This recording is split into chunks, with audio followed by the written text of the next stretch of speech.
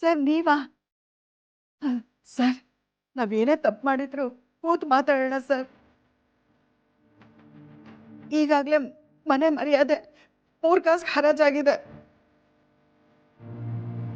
ಮತ್ತೆ ಹೀಗೆಲ್ಲ ಆದ್ರೆ 3 ಕಾಸು ಉಳ್ಕೊಳಲ್ಲ ಸರ್.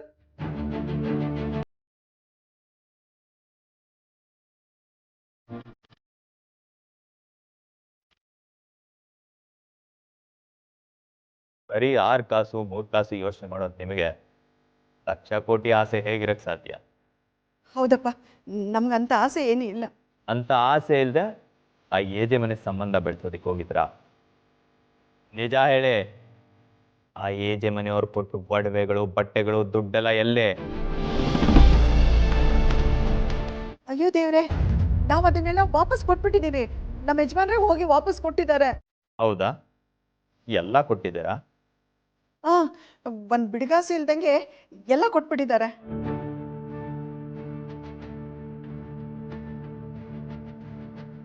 ಪೂರ್ತಿ ಕೊಟ್ಬಿಟ್ರಾ?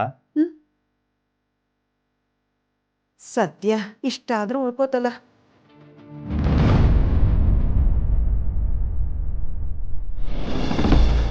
ಯಾವ್ದೋ ಸಮಸ್ಯೆ ಇತ್ತು ಅಂತ ಒಂದ್ 20,000 ಇಟ್ಕೊಂಡಿದ್ದೆ. ಎಂತ ಜನ ಸರ್, 20,000ಗೋಸ್ಕರ ಪೊಲೀಸರನ್ನೇ ಮನೆ ಹತ್ರ ಕಳಿಸ್ಬಿಟ್ಟಿದ್ದಾರೆ. ಅದಿಲ್ಲೇ ಇದೆ, ಬೇಕಾದ್ರೆ ಕೊಟ್ಬಿಡ್ತೀನಿ. ಏನಂತೀನಿ, ನಿಮ್ಮನ್ನ ನಾನು ತುಂಬಾ ಜಾಣರು ಬುದ್ಧಿವಂತರು ಅಂತ ಅನ್ಕೊಂಡಿದ್ದೆ. ಆದ್ರೆ ನೀವಿನ್ನೂ 20,000 ಲೆವೆಲಲ್ಲೇ ಇದ್ದೀರಾ. ಸ್ವಲ್ಪ ಚಾಲಾಕಿತನದಿಂದ ಯೋಚನೆ ಮಾಡಿ ಆಂಟಿ.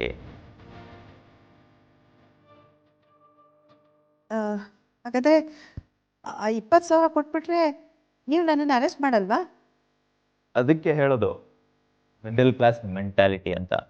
ಆ ಜುಜುಬಿ 20,000 ಇಟ್ಕೊಂಡು ನಾನೇನ್ ಮಾಡ್ಲಿ? ಅದು ನನ್ನ ಪೆಟ್ರೋಲ್ ಖರ್ಚಿಗೂ ಸಾಕಾಗಲ್ಲ. ಮತ್ತೆ ನಿಮ್ಗೆ ಏನ್ ಬೇಕು? ನೀವೇ ಹೇಳಿದ್ರಿ ನಾವು ಮಿಡ್ಲ್ ಕ್ಲಾಸ್ ಅಂತ.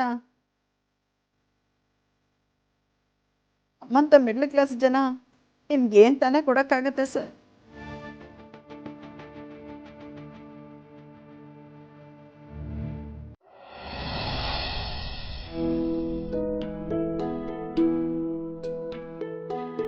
ಪುರೋಹಿತ್ರೆ, ನೀವು ಅರ್ಶಿನ ಶಾಸ್ತ್ರಕ್ಕೆ ಹೇಳಿ ಸಾಮಗ್ರಿಗಳೆಲ್ಲ ಇದೆ ತಾನೆ? ಇದೆಯಮ್ಮ, ದುರ್ಗಾ ಅವ್ರು ಎಲ್ಲ ಅರೇಂಜ್ ಮಾಡಿದ್ದಾರೆ ಅಂದಮೇಲೆ ಯಾವುದೇ ರೀತಿ ಕೊರತೆ ಇರೋದಿಲ್ಲ.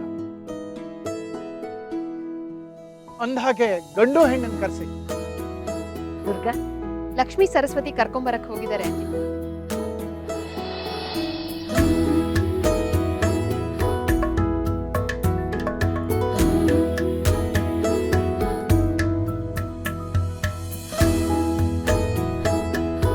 ಅಲ್ಲಿ ನೋಡಿ, ಏಜೆ ಬಂದೇ ಬಿಟ್ರಲ್ಲ.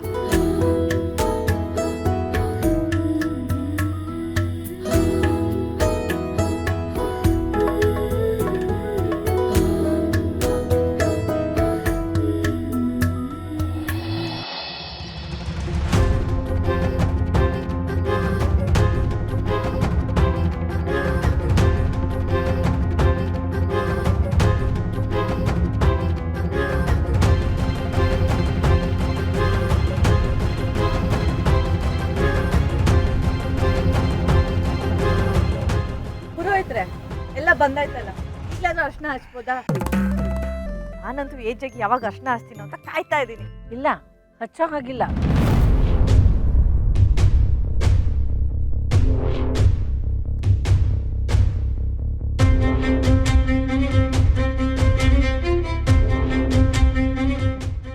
ಯಾಕೆಂದ್ರೆ ಪುರೋಹಿತರು ಹೇಳಿದ ಮುಹೂರ್ತಕ್ಕೆ ಇನ್ನು 20 ನಿಮಿಷ ಬಾಕಿ ಇದೆ.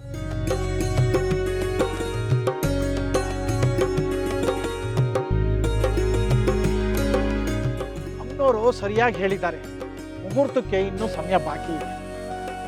ಹಾಗಾದ್ರೆ ನಾನು ಅರ್ಶನ ಹಚ್ಚಕ್ಕೆ ಇನ್ನು 20 ನಿಮಿಷ ಕಾಯ್ಬೇಕಾ? ಅಲ್ಲಿವರೆಗೂ ಏನ್ ಮಾಡೋದು? ಅಲ್ಲಿವರೆಗೂ ನಾನ್ ಮಾಡಲ್ಲಪ್ಪ, ಬೇಕಾದ್ರೆ ನೀನ್ ಮಾಡು. ಡಾನ್ಸ್ನ ನೀನು ಮಾಡೋಷ್ಟಿಲ್ಲ, ನಾನು ಮಾಡೋಷ್ಟು. ಅದಕ್ಕೆ ಅಂತಾನೆ ನಾನು ಡಾನ್ಸ್ ಟೀಮ್ನ ಕರ್ಸಿದ್ದೀನಿ, ಶ್ವೇತಾಗೆ ಸರ್ಪ್ರೈಸ್ ಕೊಡೋಣ ಅಂತ. ಅಜ್ಜಿ ಹೇಗಿದ್ರು 20 ನಿಮಿಷ ನಾವು ವೇಟ್ ಮಾಡ್ಬೇಕಲ್ಲ. ಅಷ್ಟೊತ್ತಿಗೆ ಡ್ಯಾನ್ಸ್ ಟೀಮ್ನ ಕರೆಸ್ಲಾ? ನಿಮ್ಮ ಏಜೆ ಅರ್ಶಿನ ಶಾಸ್ತ್ರ, ನಿಮ್ಮ ಖುಷಿ. ಇವತ್ತು ನೀವು ಏನು ಮಾಡಿದ್ರು ಓಕೆನೆ. ನೀನು ಡ್ಯಾನ್ಸ್ ಮುಗಿದ್ಮೇಲೆ ನಾನು ಸರ್ಪ್ರೈಸ್ ಮಾಡು, ಹೇಗಿರುತ್ತೆ ಅಂತ. ನೀನು ಅಲ್ಲಿ ಕಾಣ್ತಿದ್ದಿಲ್ಲ, ನಾನು ಅಲ್ಲಿ ಕಲರ್ ಗ್ಲಾಸ್ನ ಅರೇಂಜ್ ಮಾಡ್ತಿದ್ದೆ. ಯೇಜೆ ಮತ್ತು ಶ್ವೇತಾ ಅಲ್ಲಿ ಹೋಗಿ ನಿಂತ್ಕೋತಿದ್ದ ಹಾಗೆ ನಾನು ಅವ್ರಿಗೆ ಹೊಡೀರಿ ಅಂತ ಹೇಳಿ, ಆಗ ಕಲರ್ ಗ್ಲಾಸ್ ಆಗುತ್ತೆ. ಸೂಪರ್ ಐಡಿಯಾ ಕಣ್ಣು. ಅದೇ ಫಸ್ಟು ನನ್ನ ಸರ್ಪ್ರೈಸ್ ಮುಗ್ದೋದು, ಆಮೇಲೆ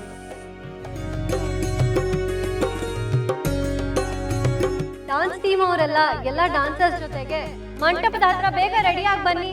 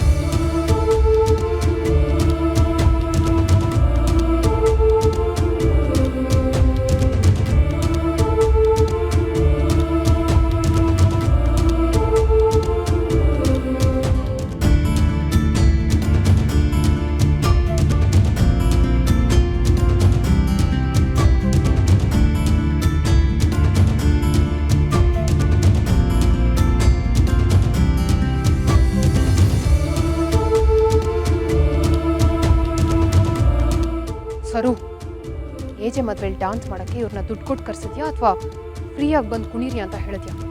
ಈಗ ಡ್ಯಾನ್ಸ್ ಮಾಡ್ತಿದ್ದಾರೆ.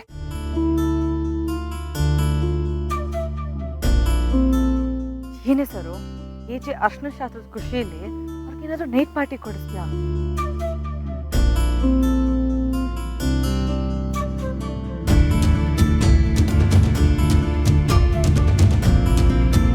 ಸರಸ್ವತಿ ಅವರೇ, ಇವ್ರನ್ನ ಕರೆಸೋ ಬದಲು ಶಾಸ್ತ್ರೀಯ ನೃತ್ಯ ಮಾಡೋನ್ ಕರೆಸಿದ್ರೆ ಈ ಶಾಸ್ತ್ರಕ್ಕೂ ಒಂದು ಕಡೆ ಬಂದಿರೋದು.